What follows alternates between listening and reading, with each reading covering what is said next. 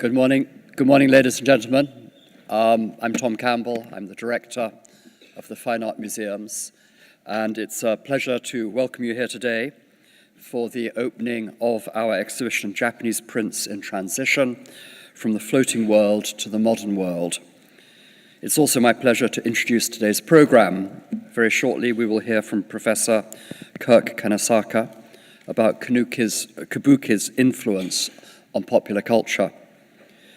Kabuki and its much celebrated stars are, of course, an enduring and central subject in Japanese prints. And after this talk, I hope you'll have the time to go and take a close look at the exhibition and all of its treasures. Overall, the exhibition constitutes a fascinating and really quite striking study of how Japanese printmaking and its subject matter evolved very quickly in the context of Japan's transition away from being a feudal society, isolated from external influence, to a society that integrated Western innovations alongside its own customs. The show is drawn entirely from the museum's renowned Achenbach collection, and it conjures a vivid panorama of Japanese society's transformation in the late 19th and early 20th century.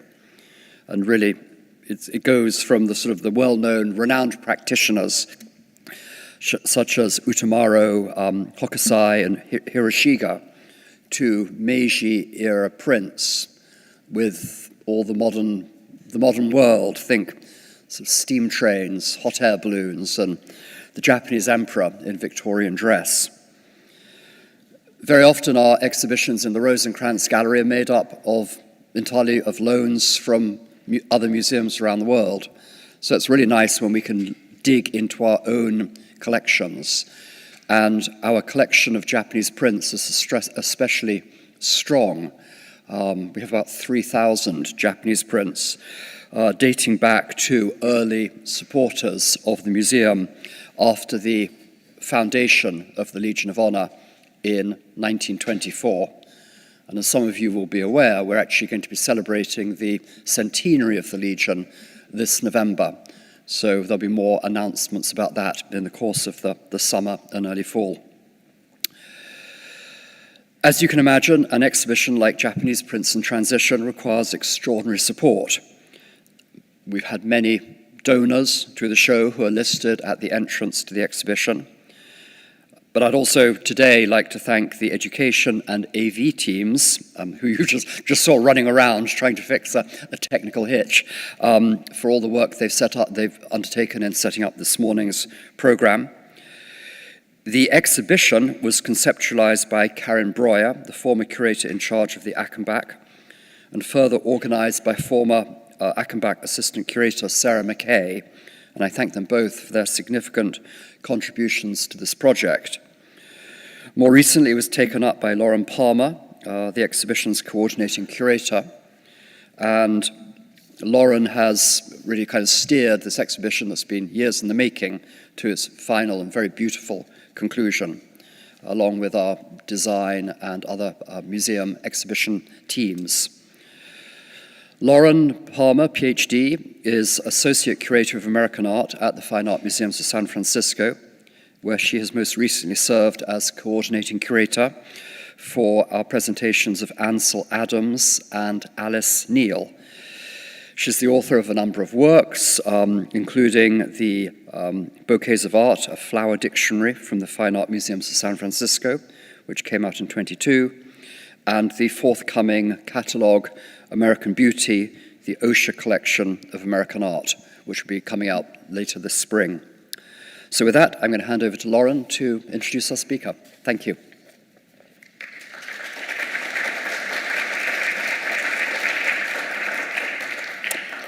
Thank you, Tom, for the introduction, and to our wonderful audience for being with us this morning.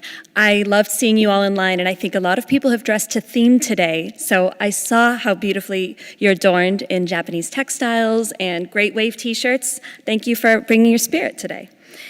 I'm Lauren Palmer, Associate Curator of American Art and Coordinating Curator of Japanese Prints in Transition from the Floating World to the Modern World. Today's Free Saturdays programming kicks off a robust spring schedule that aims to present a gateway for Bay Area audiences to engage with our collections and exhibitions through innovative dialogues and moving experiences. We are joined today by guest scholar and performance artist Kirk Kanesaka, Assistant Professor of Asian Studies at California State University, San Bernardino, who will take us on an in-depth exploration highlighting the pivotal influence of Kabuki in Japanese prints.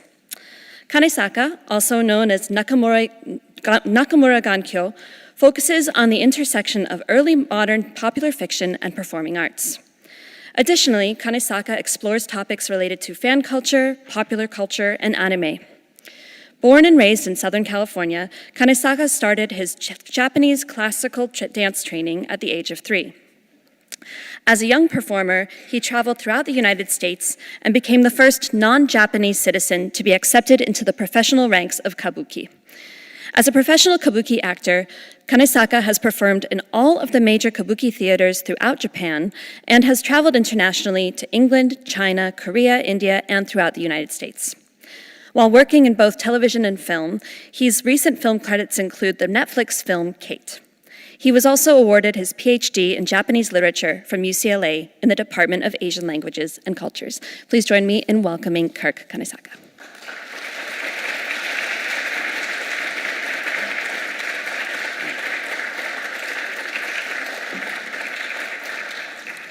So first off, I want to say thank you very much to the director and for Laura for such a nice introduction.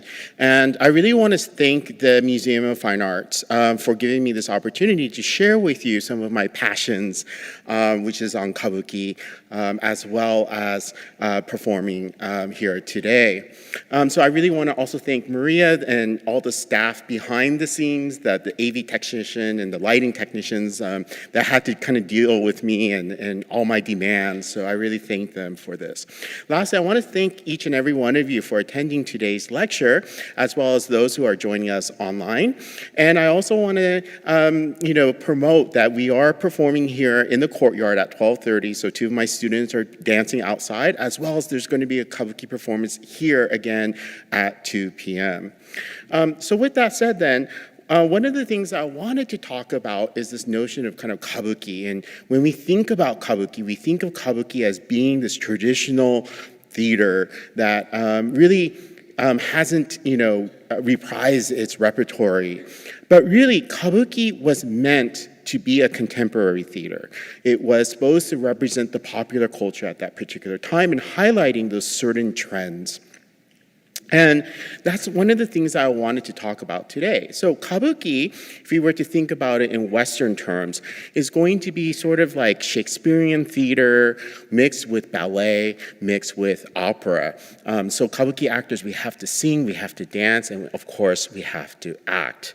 So for today, I wanted to start thinking about the beginnings of Kabuki and really what was the trends that set Kabuki theater in motion. And then I wanted to think about also that oftentimes we think about Kabuki as only being one type of kind of acting style, but in reality, there's 2 different types, the Kamigata style and the Edo style. And so I wanted to highlight these things because these are going to be a subject of our talk in a little bit. Then I wanted to think about kind of how Kabuki shaped pop culture, and so thinking about popular songs. And so 2 of the numbers I wanted to highlight today is the Nagauta Echigo Jishi, which is also going to be performed at 2 o'clock here, as well as Juta Kurokami. Again, that would be performed here at 2 o'clock. And then lastly, I hope to spare some time for some questions and answers. So with that said then, the beginnings of Kabuki really start sometime towards the beginning of the 1600s or maybe perhaps the end of the 1500s. And one of the versions that we have in records is what we call Yayako Odori, that these 2 young girls, or these girls, most likely from the Izumo Shrine, started to appear in Kyoto, the capital at that time. And they started to perform. And what was really radical about this was kind of their shapes. Here they are in this, what we call like this willow pose. And if you know no theater tends to be very proper, upright, and the movements are very structured. And so for the audience to look at this must have been something of a sensation at that particular time. Now, the reason why is because Japan was suffering through a whole bunch of like civil wars at this time. Warlords were fighting against each other, trying to unify the country. So the younger generations, you didn't know if you're going to be alive tomorrow, and you might perish on the battlefields of today. And so when you see this type of young girls performing, as well as they were starting to sell this trinket, and this trinket was called enmusubi, or bringing people together. And what this trinket is you can see this cord tied around their waist. This is that particular trinket that was being sold. And also, they have some short hair, and the trend was very long hair at the time. So to see, again, a radicalness of having short hair on the stage, and the youth performing, again, must have been some sort of sensation at that particular time. In particular, if you think about what Shirley Temple did here for us, it's probably about the same equivalence of that particular time period. Now, most famously, Kabuki can say that its origins dates to this founder, which is Izumo no Okuni. And Izumo no Okuni is a very mysterious person. We don't know quite who she is, where she really comes from, when she was born, but we have in our records that she appears in Kyoto also, and starts to perform along the riverbanks. We assume, too, that she was from the Izumo Shrine, sent out to collect donations around the same time as this Yayako Odori kind of performances that were popping up. Now, what's unique about Izumo no Okuni is when she moves into the theater, here she is in the middle, and this is her troupe of female performers dancing around her. And she's always illustrated as a male figure. She's never being portrayed as a female character on the stage.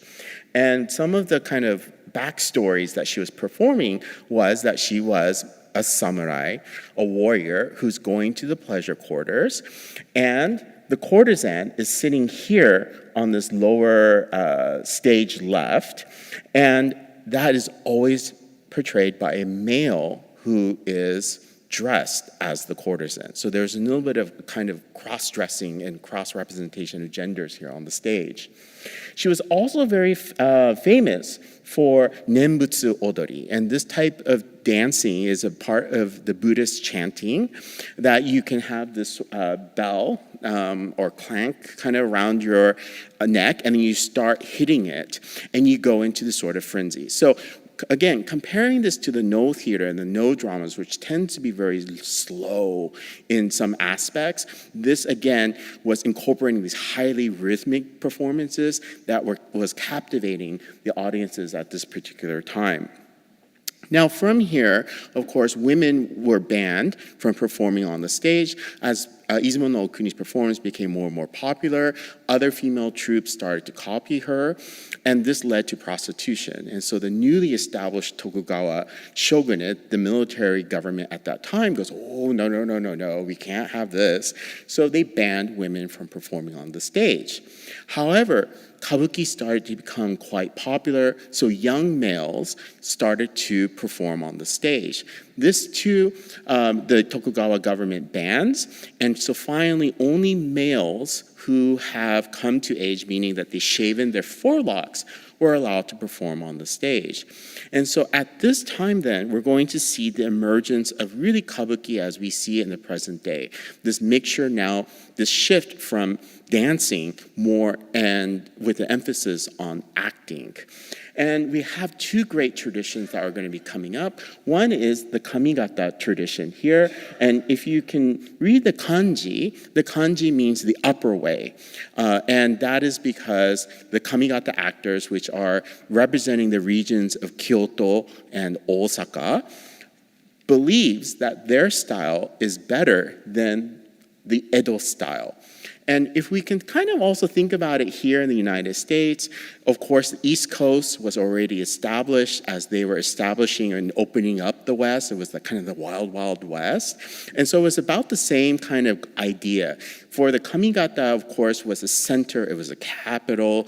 And the Edo was actually this marshland. So Edo is present-day Tokyo, but it was really a marshlands that the Tokugawa government had to rebuild or build this whole new urban center from the ground up. And so it was this kind of wild frontier. And so in this particular way, then, the Kamigata style tends to be noted as Wagoto style, which is this very soft kind of dandy boy style of acting. It really emphasizes the merchant class and human emotions, versus the Aragoto style, which is most likely linked to the Edo style. This type of rough style, of course, emphasizes the movement of the samurai culture. So, of course, the samurai now establishing their own urban center in Edo, of course, more of their emphasis.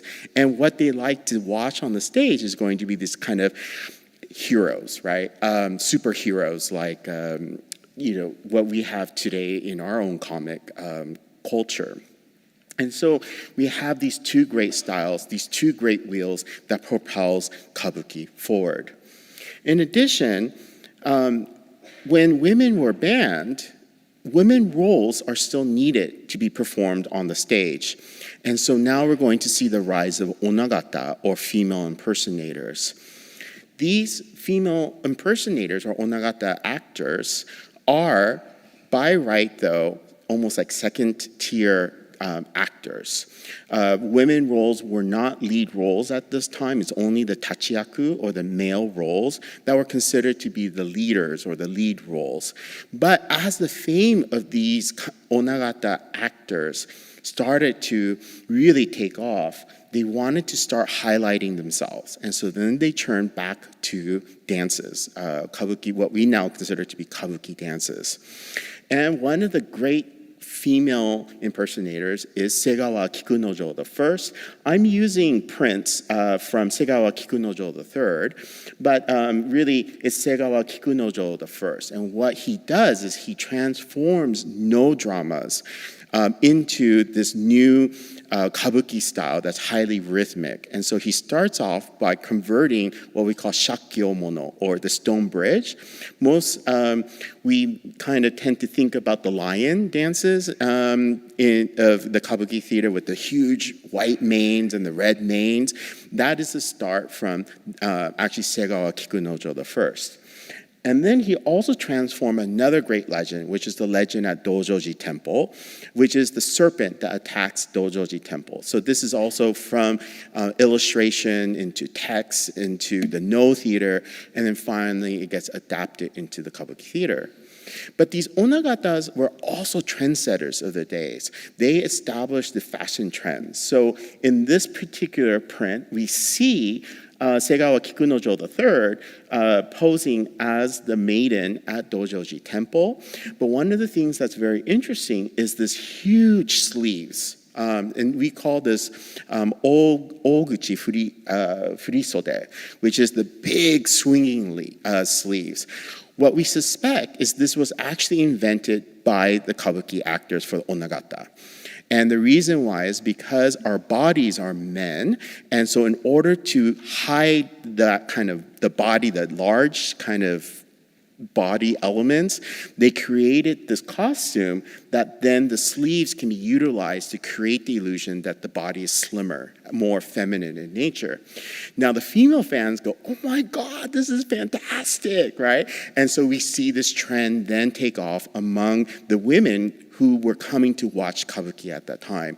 So fashion was one of the things that really becomes quite a start in the kabuki theater at around this particular times as well. In addition, I wanted to talk about Nakamura Utaemon III. So this print is, I'm sorry. It's not showing up, but there it goes. Okay, so this print magically appears.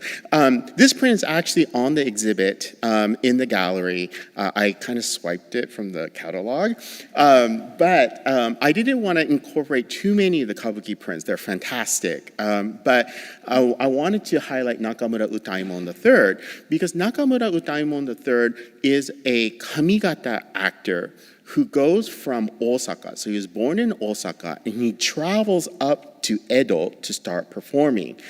In Edo, there was another established actor named Bando Mitsugoro III. And between the two of them, they start becoming huge rivals. They are performing in different theaters at that time. And what they do is they're going to establish really the contemporary, what we have today for the Kabuki Buyo, the Kabuki dances.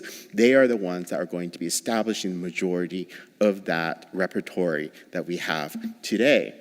And so what happens is Nakamura Utaemon III goes to Edo, and he's competing with Bando Mitsugoro III. And what was really the fad at this time is that one actor is going to portray 7 different dances in quick successions. It's not that they're taking breaks in between, but they get off stage, they change really quickly, and they come back on the stage as a different character. And they're always going to be kind of extreme. So like a samurai versus a courtesan versus a young girl like a kamuro or something along those lines that they're going to be coming out to wow the audience. Well, so Nakamura Utaemon goes, oh my gosh, Bando Mitsugoro is beating me. What do I have in my repertory that I can use? And he goes, I remember this song called Echigo Jishi, or the Lion Dancers from the province of Echigo. That is what we consider to be a juta piece, which is, juta means popular songs of the time, and these songs are sung mainly in the tea houses in the pleasure quarters. And he calls a Nagauta musician to his room, and he says, I have this song, here's the song, and he sings it for him. And the Nagauta musician then transposes it into the Nagauta style. And then Nakamura Utaemon goes, okay, I'm going to choreograph this. According to legend, this happens all in one night. And the next day, Nakamura Utaemon, as part of the 7 different dances, incorporates this Echigo Jishi in it and becomes a huge sensation. And of course, then Bando Mitsugoro the third goes, oh my gosh, he's debuting this, right? What can I do? And of course, as legend goes, they start competing. What is ironic though, this Echigo Jishi piece that travels from Osaka to Edo and becomes part of the Kabuki tradition by Nakamura Utaemon III is now part of the repertory for the Bando school. So it has switched hands from its rival over, and so especially Bando Mitsugoro X had loved to perform Echigo Jishi in the theater. And the reason why I'm mentioning this is, again, because Echigo Jishi is going to be one of the pieces that's going to be highlighted in our program here at 2 o'clock. So unfortunately, this next portion of my talk, I wanted to then compare between the Juta and the Nagauta influences, especially when we think about Jutamai, which is, again, the dance that is associated with those popular songs in the tea houses. So unfortunately, for those who are joining us online, due to some copyright issues, I cannot, you won't be able to visually see it. I think you can audibly hear it, this next section. So I do apologize for this. So I wanted to start off by thinking about Echigo Jishi. And so in this particular clip, I'm going to highlight 2 different versions. The first is going to be the Juta, and then the second is going to be Nagauta. And so both of these are translated by me. And so this was like a last minute addition. I thought to myself, oh, I better include the translation. So these are actually my translations. And this section will also be performed again later today at 2 o'clock.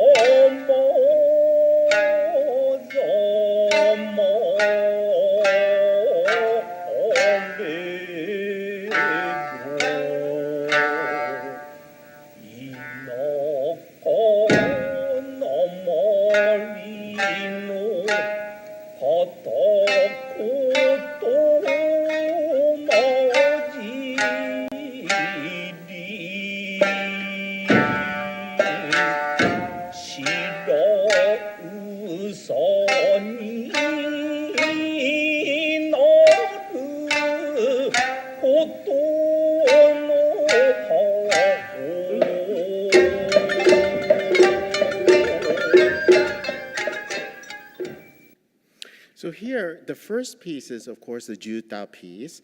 And the reason why it's more slow moving is because this, again, was meant to be performed in the tea houses on the tatami mats, the straw mats, in front of the customers, just sitting about maybe a foot or 2 feet away from them. So the notion is, don't kick up the dirt from the floor, right? Because they're most likely drinking or eating or something along those lines. Kabuki, though, is performed on the stage. And so you can see, again, the influence of kind of what the crowd wanted at this particular time, a more highly rhythmic piece compared to just enjoying it while having a cup of sake. Now, what's interesting about Echiro Jishi is then Echiro Jishi is one of those pieces that will travel abroad. So we see this sort of movement from the Kamigata to Edo. And when Japan opened up, as the director had mentioned, in the late 1800s, then the West was suddenly fascinated with Japan. Some of the earliest things that they were exposed to, of course, is porcelain and those type of fine arts. And then, of course, we see one of the geisha that travels across the United States into Europe about 1900, which is Sadayako, with her husband performing. And then later she does a second tour in 1901, which part of the notes that we have is she actually performs a section from Echigo Jishi. And this then captivates Puccini. And so Puccini started to become obsessed. Of course, not just Echigo Jishi. He was using different Japanese songs as well that influenced his take and incorporation into Madame Butterfly. But that particular piece, this melody from Echigo Jishi, which this is for arrangement for koto,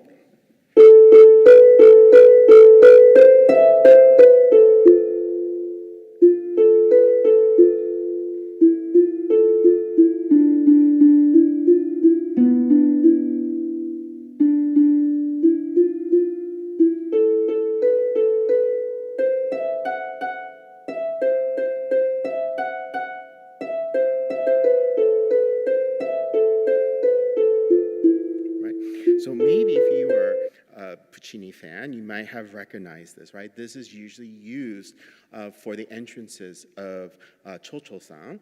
And it must have been his favorite, we suspect, because he uses it in all of his acts, right? And so, for example, this is just highlighting how he incorporates that melody into Madame Butterfly.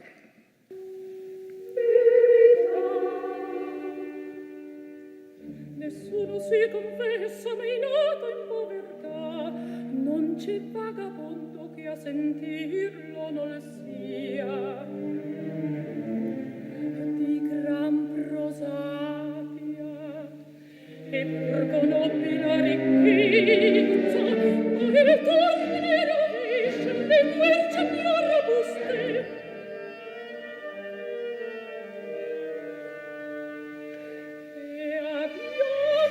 So then not only does kind of Echigo Jishi finds its way into the West, but there's another song that's also going to be performed at the 2 o'clock show here called Kurokami, or Black Hair.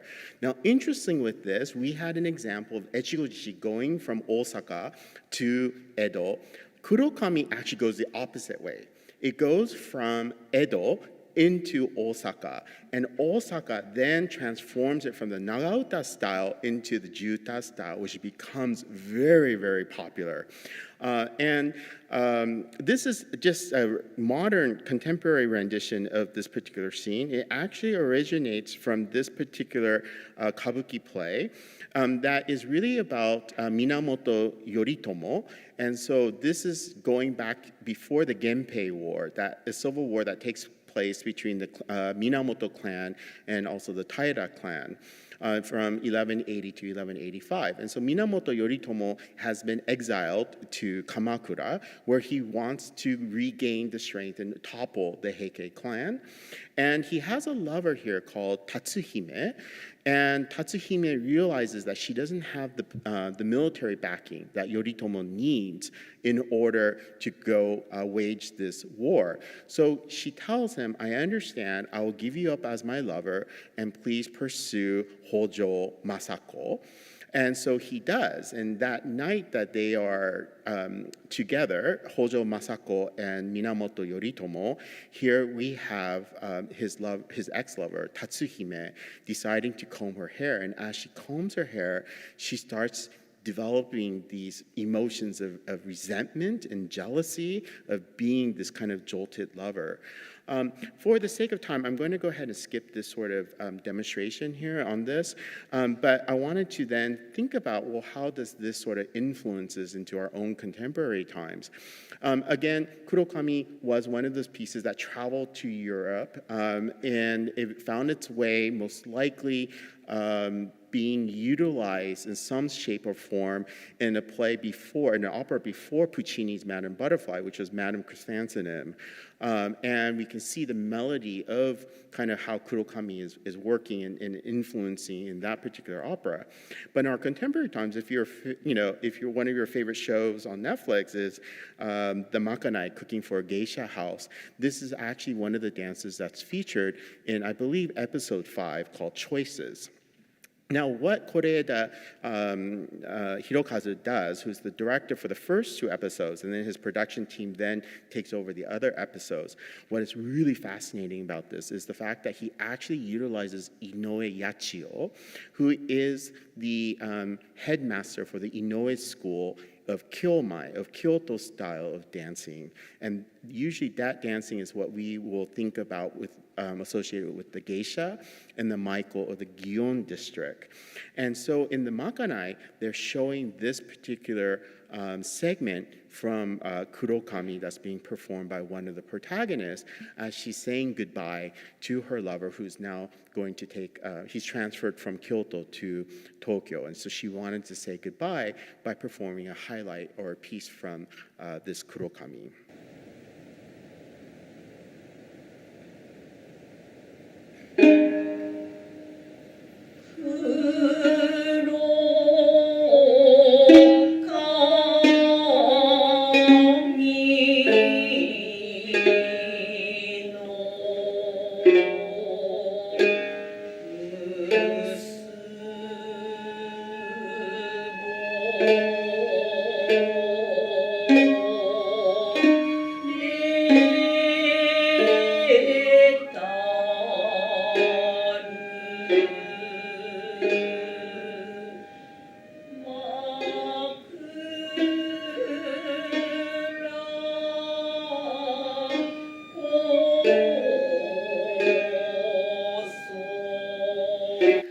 So for the 2 o'clock performance here, it's actually has been rearranged. The vocals have been rearranged by Shirley Kazuyo Muramoto sensei and her son, Brian Mitsuhiro Wong, that will be performing and singing this lyrics. And what's really going to be special about this is that it's the first time that usually Juta is sung in a very high octave, but Brian Wong will be performing this in a lower octave. And so the hope is that not only now we see kind of gender, we stop seeing gender and just really relate to the human emotions of being a jolted lover. And as well as I'm performing this, not in full makeup or costume, I should say.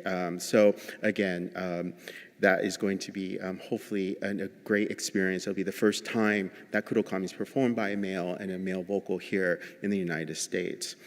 So with that said, I'm nearing the end of my time. So I wanted though to open the floor up to some questions. But please remember at 12:30 in the courtyard here at the Legion of Honor, there's going to be 2 dances or 3 dances being performed out there. And then again at 2 o'clock here, we'll see Echigojishi, just highlights from Echigojishi, as well as Kurokami and some koto music at 2 o'clock here. But at this time, then I'll go ahead and open the floor up to any questions that anyone may have.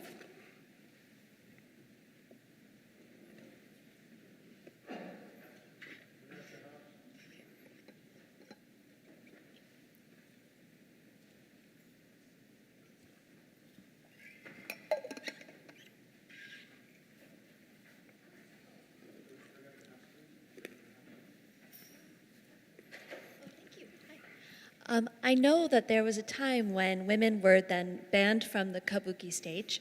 Was there a time then when that ban was lifted, and when and how did that happen? Wow, so fantastic question. Unfortunately, the ban has not been lifted. And even though the government, of course, the Tokugawa government has lost power, and then Japan has gone through the process of democratization, but to this day, really Kabuki is an all-male theater. And of course, this isn't unique because we have the Greek theater, we have Shakespearean theater, we have the Peking Opera that was also an all-male theater or performance. But really, today, Kabuki is only done by and performed by men.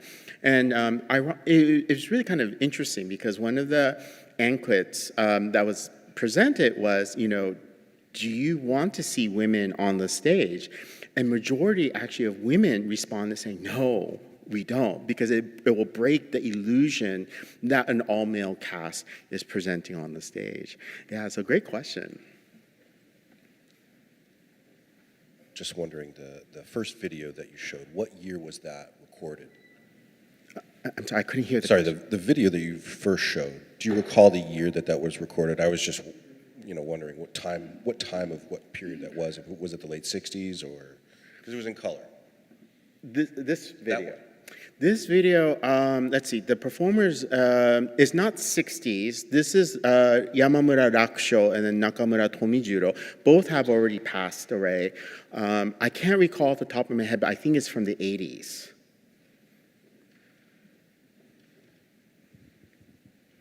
Could you explain how Kabuki is different from No? Oh, how much time do we have? No, I'm joking. That's a great, fantastic question. I know, I'm sorry, I just kind of was throwing out like, no theater and this. And so one of the great big difference between the no theater originates sometime in the 13th, 14th century. And this was patroned by the Ashikaga shogunate. Mainly the third Ashikaga shogunate is going to be huge patron. So I'm just throwing this out here, but if you've been to Kyoto before and if you see the Golden Pavilion, that is the third Ashikaga shogunate who had commissioned building that Golden Pavilion. So he was a great lover of arts. Now, one of the things we have to also remember is that this warrior class is coming into power. Beforehand, of course, there's the Minamoto shogunate, the Kamakura shogunate before them. But to elevate the status of the warriors compared to the aristocrats, then this no theater really took place, and the warriors started to patronize this particular art form. What no theater generally, the subject matter is going to be about spirits, and so the walking across the stage we call this suriyashi. It's really a gliding across the stage to give the illusion that the spirits are manifesting themselves onto the stage, and it usually revolves about some sort of awakening, the spirit that has some lingering connections to this earth, then through this sort of what we call mondo, Buddhist kind of question and answer, that they realize that they can let go of their wants and desires, and then they can go on to the next part of their life. I mean, this is kind of a very general nutshell. So the no theater was patronized by the warrior class, and it's very, if we want to say slower, I showed a clip of Jutamai, that Echigo Jishi by Yamamura Rakusho is very slow, because their form actually takes from the no dancing compared to Kabuki, which is more popular and is more upbeat and more rhythmic. So fantastic question. Sorry, I hope that sort of answered your question. Could you please explain what are the movements represent? They look to somebody like me like sign language. The movements are a reflection of the lyrics in some places, but also through the interpretations. What Kabuki is particularly fantastic about is the fact that we don't do anything of contortion of the body. And so when I usually perform, some of my ballet, my students who used to take ballet, they go, "Oh my God, sensei, like you don't warm up." And I said, "No," because our movements are actually based on everyday movements. That was part of the lifestyle for the Japanese. And a lot of times then, the choreography is going to correlate with what the lyrics are talking about, or it could have this sort of what we consider uramini, like the meaning is kind of an interpretation of the lyrics themselves. So with the translation here, I was trying to show kind of the notions of nostalgia for one's hometown. And oftentimes the gestures are referring back to what is being sung in the lyrics themselves. Yeah.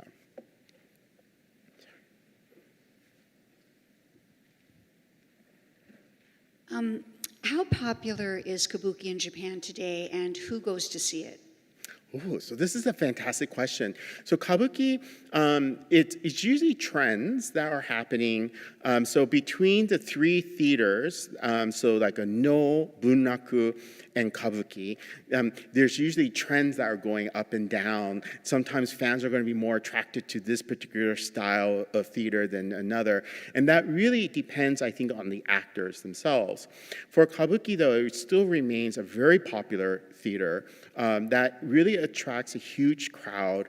It could be elderlies as well as, the age range, it varies. It's one of those theaters that really attracts a huge attention.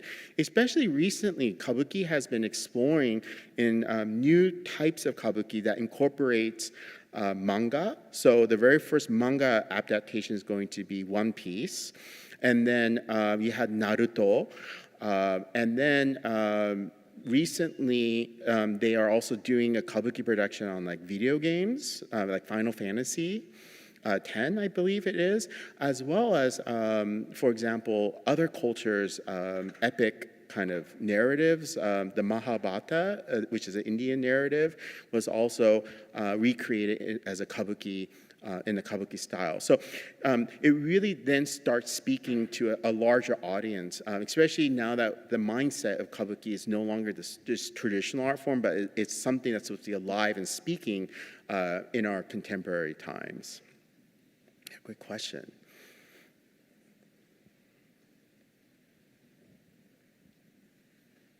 Are there any opportunities for no plays or kabuki shows in the West Coast? I've searched and there's far and few. Yes, this is another great question. I think the last major kabuki production maybe that came to the West Coast was 2000.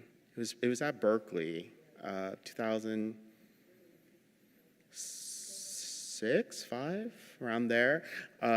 I was actually part of that production that came.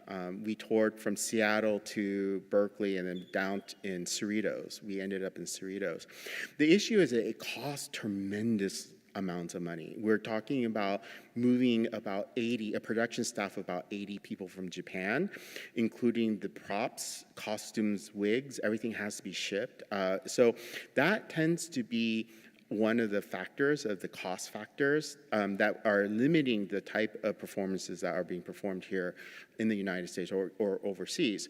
Most recently, though, as part of a Japanese dance performance, the Japan Society in New York sponsored up-and-coming Japanese dancers that they were performing both classical and contemporary pieces, including bolero.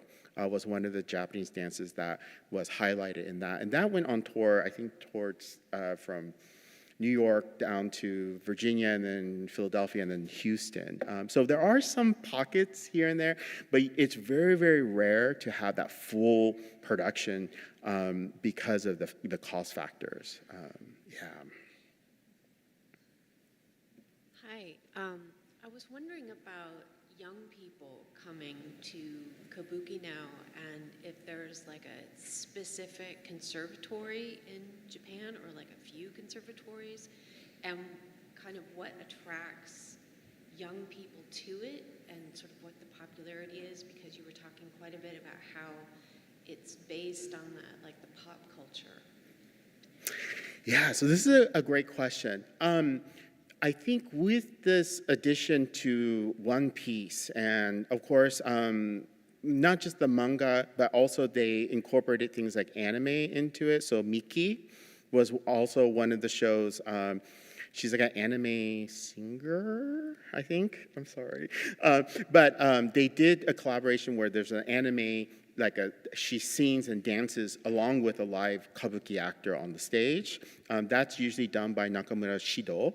And so it really has attracted that younger generation crowd. And so when you talk about training, though, there were two schools that were training. One is done by the Kokuritsu Gekijo, the National Theater of Japan, will often send out an announcement of recruiting those who are between, I think, a certain age. And if you want to become a Kabuki actor, you'll attend that school. It's a 3-year program, I think, now. It used to be a 2-year program. It's 3 years now. And when you graduate, then one of the Kabuki actors will say, would you like to become my disciple? The second school was the Shochiku Kamigata Kabuki Juku, which unfortunately has concluded. It was supposed to be running for 5 years, concluded in the 3rd year, or the 3rd group of recruits. I was in that 3rd group of recruits. And that was a 2-year training program where Monday through Friday, we did nothing but Kabuki, all the traditional arts. And then upon graduation, then you had an opportunity to become an apprentice to one of the Kabuki actors. So really now is the National Theater.